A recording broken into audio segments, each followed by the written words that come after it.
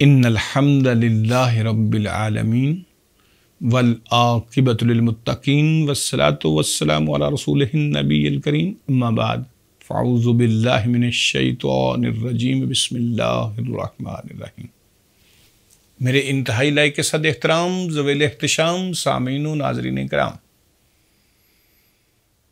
حضرت امام کشہری رحمۃ اللہ علیہ رسالہ کشہریہ کے اندر ایک واقعہ نقل فرماتے ہیں کہ حضرت سلیمان علیہ السلام کے گنبد میں ایک نر اور ایک مادہ ابابیل رہتے تھے، اور ایسی جگہوں پر عموماً اس طرح کی چیزیں رہتی ہی ہیں۔ ایک دن ہوا کچھ اس طرح کہ نر ابابیل نے مادہ ابابیل کو اپنی طرف اٹریکٹ کرنا چاہا، لیکن جو مادہ ابابیل تھی وہ نر ابابیل کی بات سے ٹس سے مس نہیں ہو رہی تھی، اور اس نر ابابیل کی بات کا کوئی نوٹس نہیں لے رہی تھی۔ اسی دوران نر ابابیل جو ہے وہ جوش میں آ کر کہنے لگا اپنی مادہ ابابیل سے کہ میں تمہاری خاطر اس گنبد کو بھی الٹا سکتا ہوں، میں اس قدر تمہارا دیوانہ ہوں، تم میری بات مانو، میں تمہارے لیے ایسا بھی کر سکتا ہوں کہ یہ سلیمان علیہ السلام کے یا جو گنبد ہے اس کو الٹا سکتا ہوں۔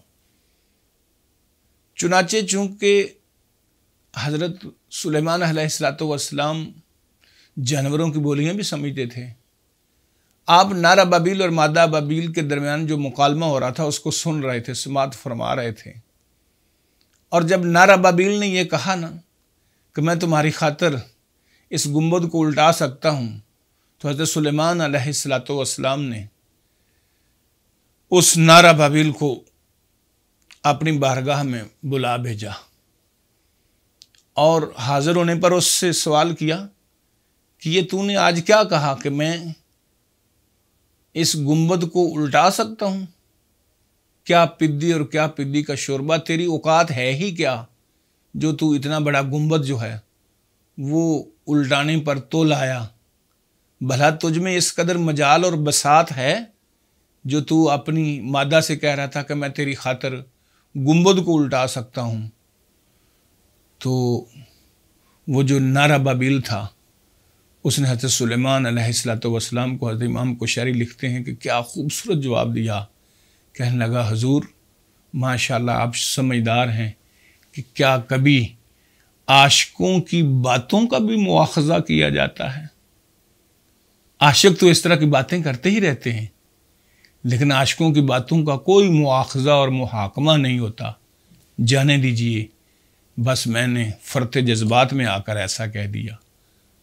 تو عزیزان محترم، بات تو درست ہے، عاشقوں کی باتوں کا مواخذہ تو نہیں ہوتا، ان کا محاکمہ تو نہیں کیا جاتا۔ وہ تو آسمان سے ستارے توڑ بھی لاتے ہیں اور بڑے بڑے بلند و باغ دعوے کرتے ہیں۔